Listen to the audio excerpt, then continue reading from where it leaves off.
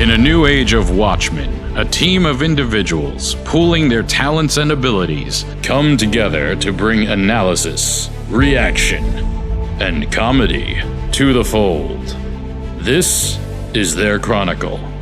This is Accounting Arc.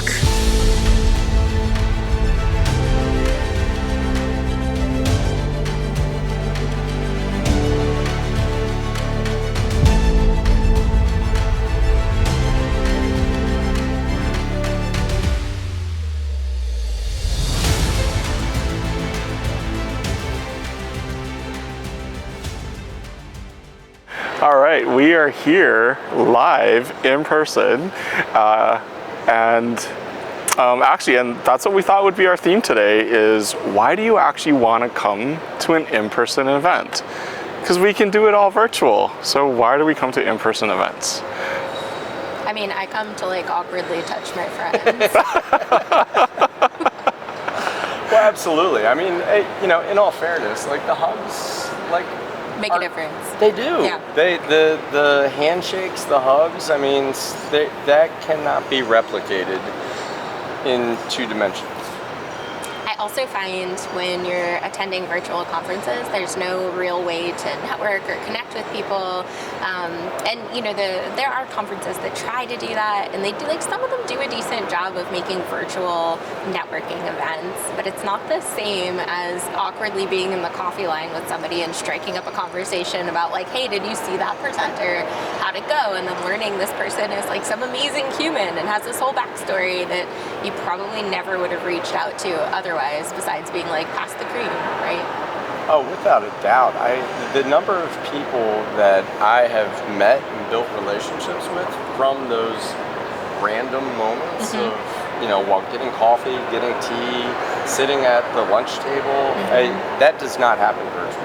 Right. Virtually, you will usually interact with people that you already know, but those random moments don't happen. Well, Not in the same way. a lot of times you don't even react or interact with the people you even know because it's all that awkward chat and you're trying to pay attention and versus I'm just oh my god, that was stupid or something, right? And you do that when you're sitting together. Right. Did you hear that? I am going to be honest, I don't feel like people actually try and pay attention on virtual conferences.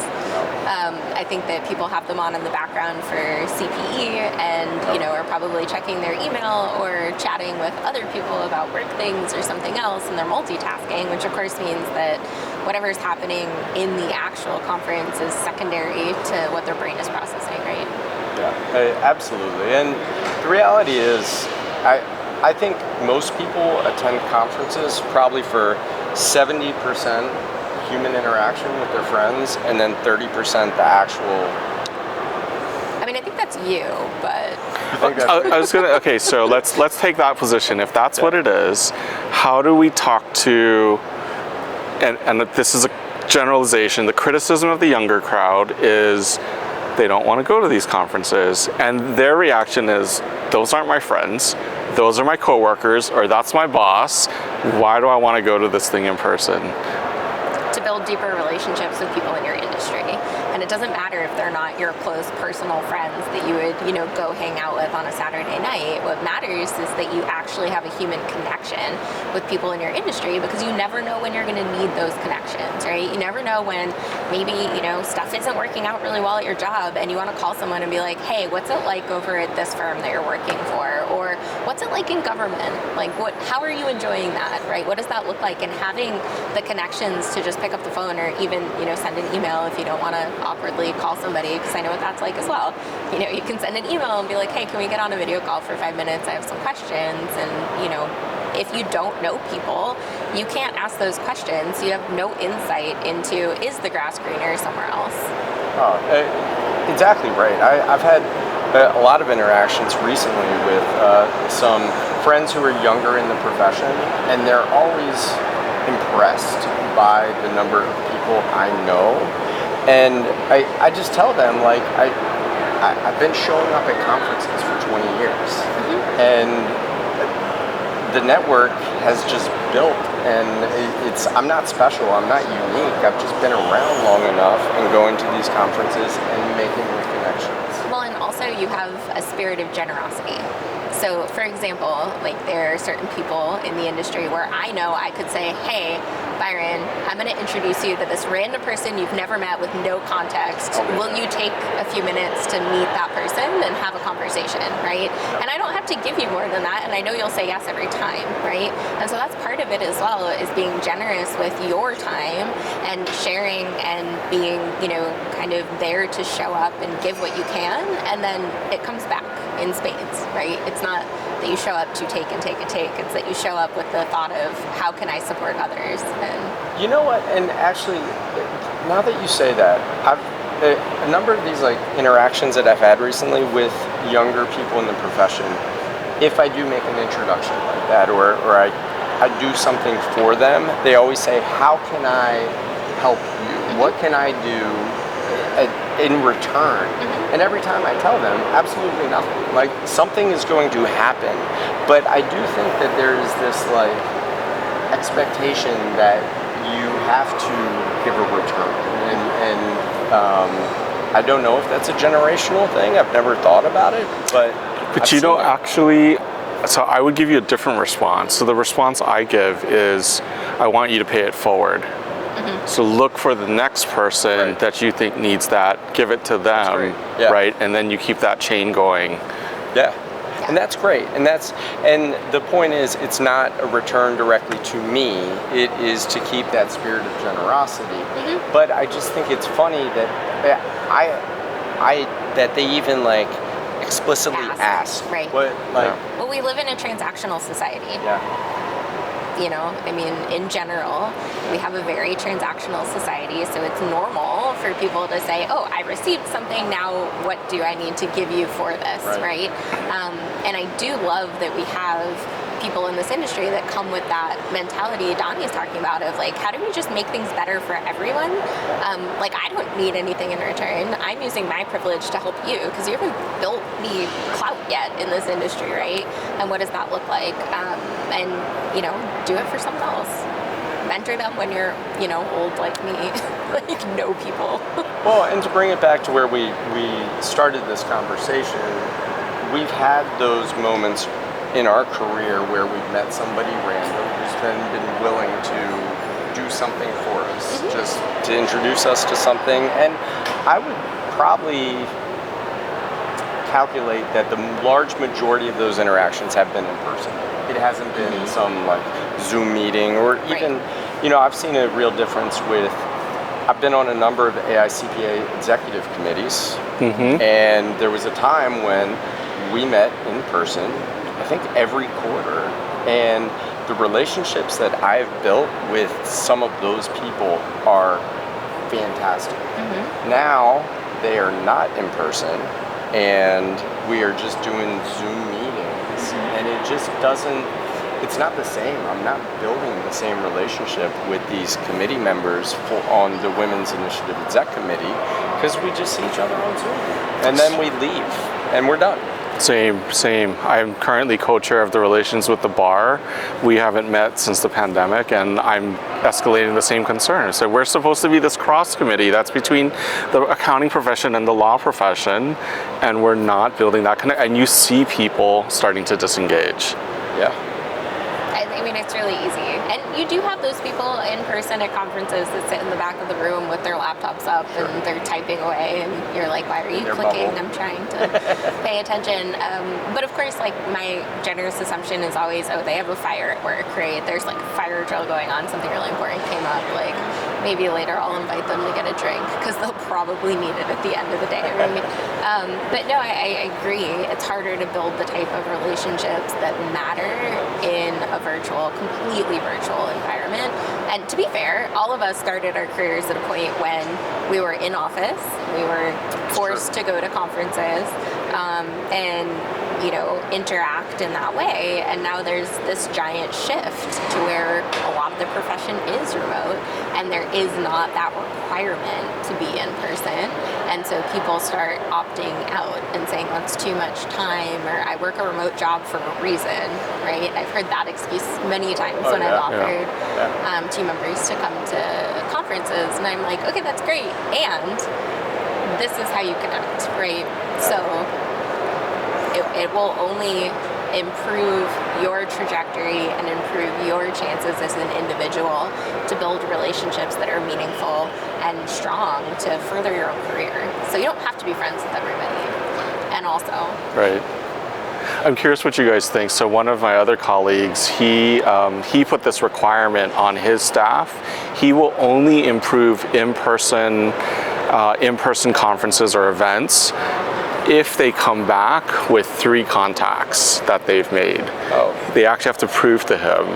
It's like, so what are you going to go there for? Not just to learn, but to connect, to make that networking piece, which I know sometimes network now is a bad word, but if you do the right type of networking, you're really building those relationships. And so he requires that they come back and document 3 that they follow up with after the event. And there's not sales, like he's actually a CPA turned CIO. So that's his requirement for him to approve in person. that's kind of cool. I mean, I understand the thought behind it. Absolutely. I don't know what my reaction, like, I love that he's encouraging it. I hate the idea that it would have to be like mandated or enforced, but You don't like rules, so. well, that's true too. No, but it's funny though. My sister and I were talking recently. She's 5 years younger than me, but she and I both make friends with everybody that's in a voice distance of ourselves. And we were sharing some stories of random people we've met, like these odd connections that we have with these random people. And we started joking that my brother never has this because he doesn't talk to anybody. Like he's not that like outgoing member of the family that does that stuff. And so we joked about how many people he's probably crossed paths with that probably know our family in some way, shape, or form, but he would never know because he's not the guy to stand in line and just strike up a conversation with somebody. Right. Yeah. Meanwhile, I was on a plane this morning, and I literally have been texting with the guy I was sitting next to since the flight. Yeah, because we had a lot of connections, and you know, his family has property in Tennessee so we might buy some property from him, and that's because we struck up a conversation on an airplane. Yeah, you never know who you're going to meet. No, that doesn't happen in my basement while I'm sitting on But if I said, Byron, you are required to go meet people and you are forced to document it and do the things, you'd be like, I don't like this. I'm going to do it anyways. But I know that your first reaction would be like, that's exactly right. And it's going to be 3 and only 3. Yes. Like I'm like. Yep. The limit of the documentation just because it was enforced. I know the way to your heart. Like, So we have to tell them, don't talk to anybody. Yeah, right. Do not talk to anybody. Shh. don't speak. You are barred from meeting anybody new at this Don't make conference. friends. And I will come back in droves with people. You're like, look at these 50 friends I made. And I'm like, I told you not to make friends. I love that my friends know me so well. No, but I do think, getting back to the spirit of generosity in this industry and cultivating that type of relationship building, I mean, I think both of you have done that for me, in various ways. And I know both of you kind of tilted your head, but like you've made introductions when I've asked like, hey, do you know about this topic? Or do you know people that are working on this? Or like things that are interesting to me in our industry that I feel like further the industry. Both of you have said, oh, absolutely. Like you need to meet this person, or have you met this person? Or randomly I'll get a phone call that's like, hey, I've been thinking about this and I think you'd be really good to talk to so-and-so. And that's honestly how I have expanded a lot of my network, is by, building relationships with people who are a few years ahead of me in the industry, who are really smart and interesting humans, and not just you who makes friends with everybody, but, people like Donny who are a little more reserved. Yeah, I was just gonna say but I had the same thing. So, and that's the thing that was kind of cool, because I got involved in committee work, AICPA committee work, It's like almost 20 years ago. Right. But the cool thing was, at that time, I think I was in my late 20s. It was really cool because I was on a committee with like the head of IT audit internationally for BDO. And I could just send an email and be like, hey Mark, I have a question about IT audit. Can I ask you? And he'd be like, sure. And we set up a call. And Oh, 100%. And you just think of it, I can't imagine my career without the network. Like, and the ability to reach out to people in very high level roles in many different positions. And it just, it's not a straight line to how you usually got connected to those people, or how you ran into them, or even the conversation that led to you finding out who they are. But I can't imagine my career if I just stayed in my box. If I'm given the option to go to a conference, either virtual or in person, I can't imagine a world where I would choose, let me do that remotely. Yeah, I understand completely. And, I do hope that we, at some point, have, like, conferences where people elect to come in person versus virtually. I know most of the major conferences have virtual options at this point. And I think, for some things it makes sense, get your CV, but at the same time, understand there's an opportunity cost, right, for not showing up in person and not, going to the events. Like, even if you do show up in person, like, if you go back to your hotel room after going and sitting through a few presentations and then you don't talk to anyone for the rest of the time, like, that's kind of a fail, in my opinion. Like, you did not need to be there in person to do that. And so if the mentality is, well, this is what I would do at a conference anyway, so why am I going? Change the mentality and think more about, how do I meet the people? And, I am a very awkward human in general, and so I tend to, like, be a klutz and, like, trip over things and make, like, a scene, or, like, drop computers or spill coffee. Like, this happens to me all the time. There's a reason I generally wear black. But it is a conversation opener and easy for me to make fun of myself. And, I'm not naturally charismatic like Byron. I'm more of an introvert. So, like, I don't make as many friends as easily. So for me, I have, like, my 4 things I say that are, like, awkward introduction openers, and I have them in my head, and I know, like, if I want to meet somebody, I can do that, and just try to connect with humans. that's a great tip. That's where I was going to take us to close out. Like, what is your tip for someone relatively new to the profession on, like, okay, you're going to your first event, what should you do? I catch people off guard, so the first thing I do is I read their name tags when they're not paying attention. I'll be like, hi Dave, it's wonderful to meet you. Like, what is this company you work for?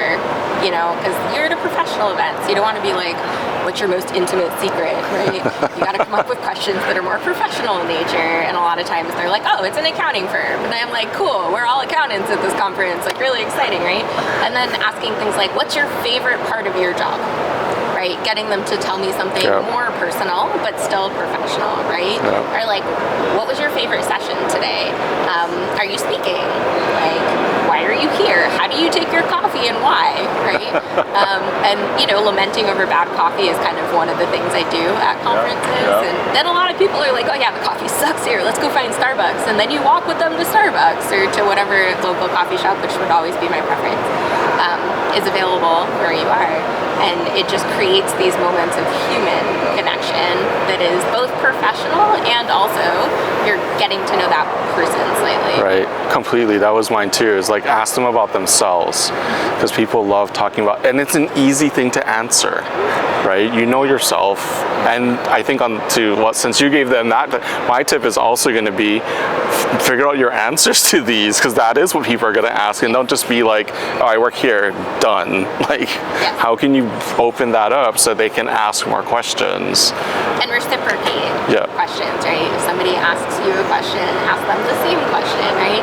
And be prepared if you ask someone a question, they're going to ask you. So don't ask them questions like, if, you could bring anyone anyone back from the dead to have dinner with, who would it be? I can't answer that question, so I'm never going to ask somebody. Because if they reciprocated, I'd be like, oh, I have like 500 people on a list. How much time do you have? Right? Let's dive into history. Yeah, and everybody's wearing a name tag, which usually has the name of a company, the city and state that they're from, or something, which makes it so easy to be like, oh, you flew in from Oregon? Like, how was that flight? Those types of things. And, I think something I do is I tend to put people at ease in the sense, like, I'll talk about, oh, my dog's missing, and just let them know that it's okay to have a personal conversation. Like, it doesn't have to be like, how many monitors do you have on your desk? Like, let's talk about something human, like personal. I also like talking about how many monitors are on my desk. Is it a curved monitor? Like, which desk are you talking about? Because I have multiple. See, and then I'm like, well, why do you have multiple desks? Because I can't sit still. Right. So it's, and have that curiosity. Like, actually give a shit to learn about other people. I think is what it comes down to. Like, have that curiosity to keep asking questions, to learn more about them. I've had so many conversations where I think the people walk away and they know almost nothing about me because I spend so much time just asking them about them. And people love to talk about themselves. They absolutely do. Another good tip is if you feel awkward, compliment somebody. So find something on them you like, right? I like your backpack. That's a really cool backpack. Where'd you get it, right? I like your shoes. Yep. Like, why are you wearing cowboy boots? Like, we're at an comfortable thing in the world. There you go. But then I get to know something about you. Right? And I wear them just so people will ask. There you go. With slacks. That's actually a good point too, because I think I've done that one too, where I've purposely worn something where they'll ask a question about it, or at least you hope that they would ask a question about it. Yeah. Absolutely.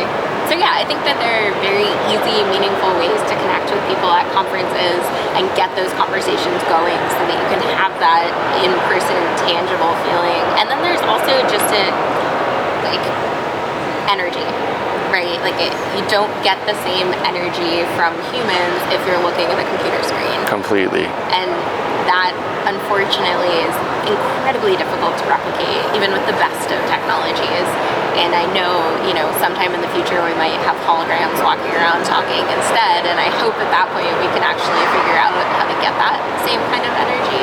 But until then, I would say practice 4 conversation openers, make a point of being open to meeting new people, attending the happy hours, trying to find somebody else to go to dinner with that maybe you don't know, or saying, hey, Byron, you're good at people, can you tell me who I should go to dinner with, right? Or asking for help in those moments that you might not know. Or if you're traveling with a coworker, same thing, saying hey, you've been here before, maybe you can point me in the right direction, what's the best thing to do, so that you're not just closed into your one little box forever, because you never know who you're going to meet or what they're going to help you with down the line. Could be 10 years, but you never know.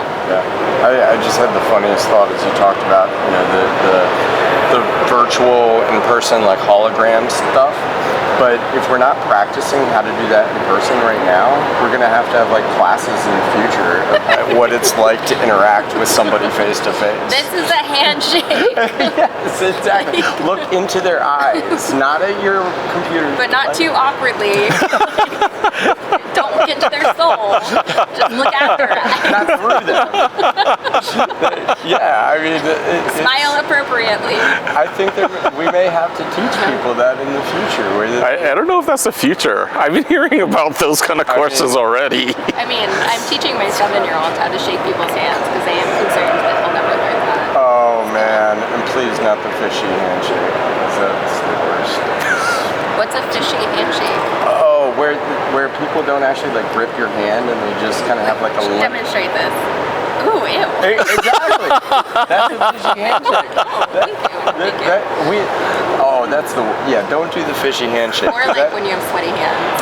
My hands are sweaty. I know they are. Yeah, so you got so it was wet fishy. Yes, exactly. Don't do that. Fishy sweat handshake. Okay, all right. Well, now we know. So another conference etiquette, really dry your hands after you leave the bathroom, because shaking. You walk out of the bathroom and you see a friend, and then you have a wet hand.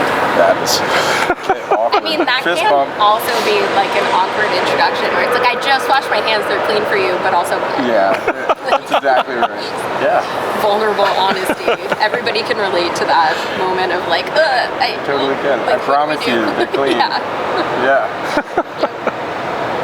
All right, so I think we crushed this, I right? think we've covered like everything about in-person events It's now. the energy. It's better. It is. Absolutely. You just cannot replicate it virtually. As much fun as we have when we record these on Zoom, this is like 10 times better sitting next to Completely. To your soul. Absolutely. Well, I guess we should land this plane, maybe get back to the conference. I think we have a panel to be on here shortly. That is. Let's go. Yeah. All right. Well, thanks for joining us. Thank you.